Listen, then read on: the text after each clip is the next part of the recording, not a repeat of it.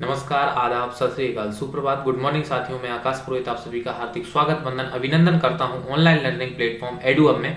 तो साथियों, आज के जो सेशन है वो एनटीपीसी का क्वेश्चंस का एनालिसिस करेंगे साथियों, जो 28 तारीख को पूछे गए थे उन क्वेश्चंस को। सबसे पहले मैं आप सभी से माफ़ी चाहता हूं क्योंकि ये वीडियो 29 तारीख को आ रही है, क्योंकि साथियों थोड़ा सा रात में लेट हो जाने के कारण ये वीडियो 29 तारीख को डलवानी पड़ रही है।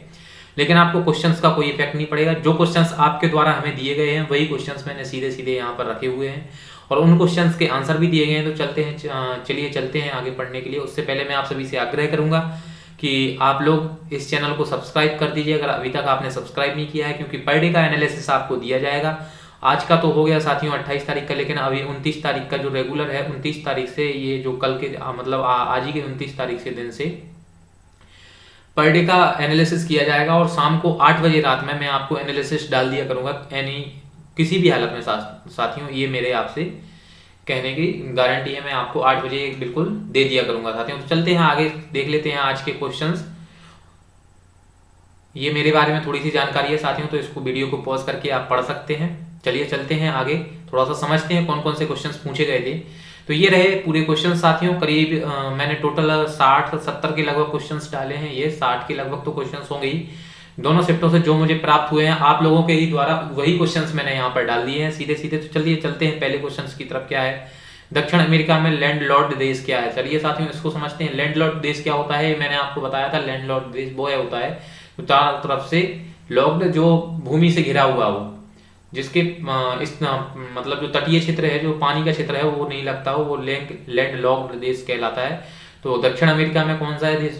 दोस्तों ऑप्शन के हिसाब से पैराग्वे और बोलीविया दिया गया था यहाँ पर। तो पैराग्वे और बोलीविया ये आप लोगों के द्वारा मुझे प्राप्त हुआ है। चलिए साथियों देखते हैं बैंक ऑफ बड़ौदा में विलय हुए हैं कौन कौन से बैंक? देना बैंक और विजया बैंक।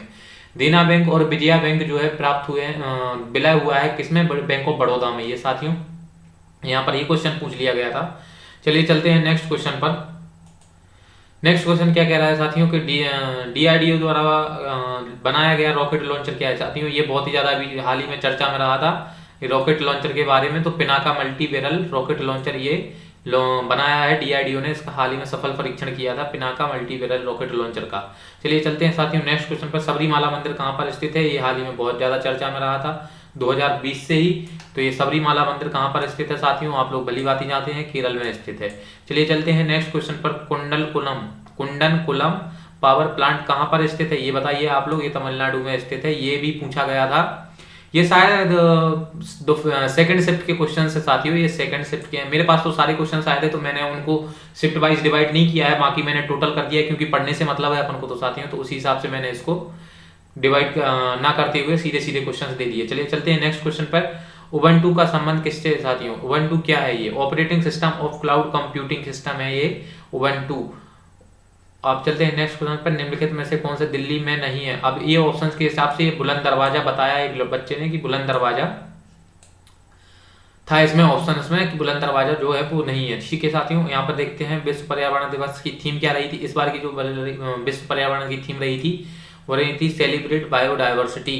सेलिब्रेट बायोडाइवर्सिटी रही थी इस बार की विश्व पर्यावरण दिवस की थीम साथियों। ये क्वेश्चन भी पूछा गया था। चलिए चलते हैं नेक्स्ट क्वेश्चन पर। भरतपुर कहाँ स्थित है? ये तो बहुत ही सरल क्वेश्चन है, जो कि राजस्थान में स्थित है साथियों। यहाँ पर अगर मैं बात करूँ बुलंद दरवाजे की, तो बुलंद दरवाजा कहाँ पर स्थित है आप लोग ये मुझे कमेंट में बताइए साथियों। उत्तर प्रदेश में, इतना मैंने हिंट दे दिया आपको, और अब आपको बताना है कहाँ पर स्थित है। चलिए चलते हैं साथियों नेक्स्ट क्वेश्चन पर।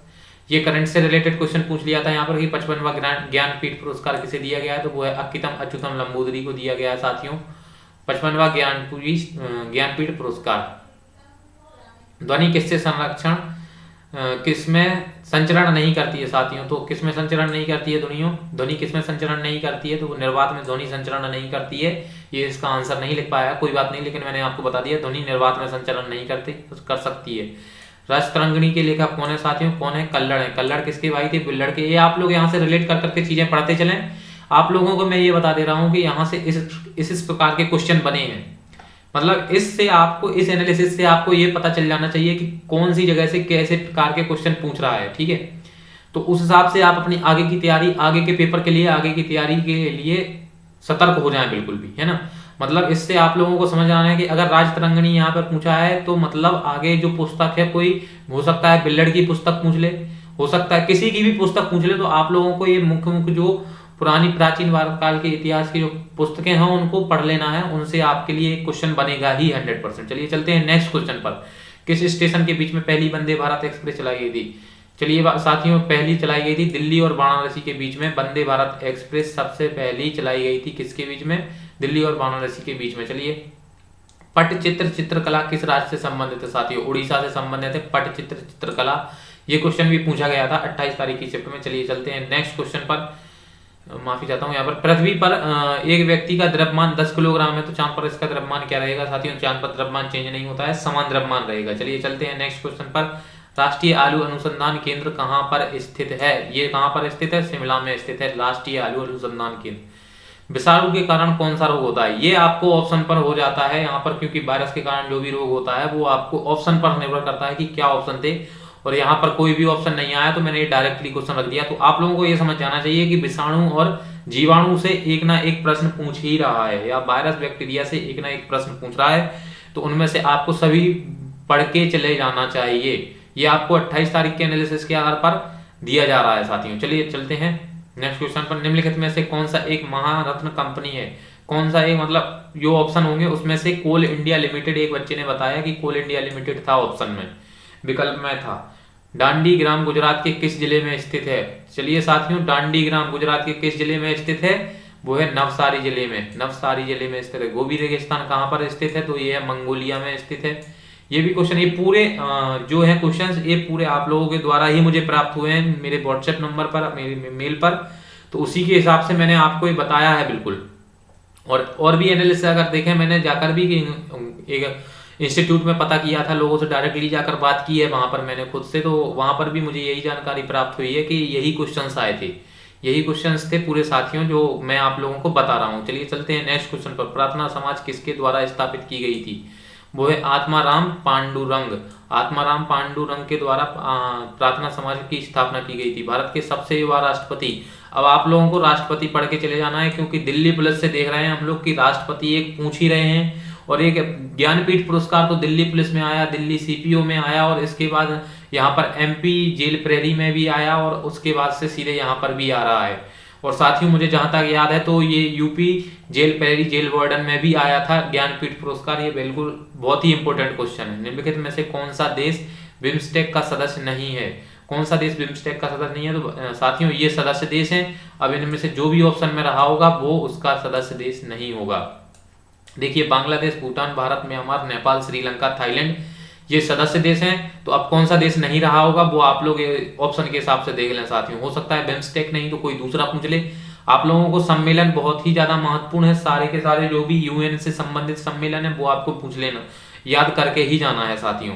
लेह के साथ कश्मीर को जोड़ने वाला दर्रा कौन सा है साथियों? वो है जोजिला दर्रा। ये दर्रों से भी एक क्वेश्चन आया हुआ है। ये यहाँ पर सेकंड शिफ्ट का क्वेश्चन है साथियों। ये ये सेकंड, माफी चाहता हूँ, यहाँ पर सेकंड शिफ्ट का क्वेश्चन है। अंतरराष्ट्रीय न्यायालय का मुख्यालय, देखिए साथियों, एक और यहाँ पर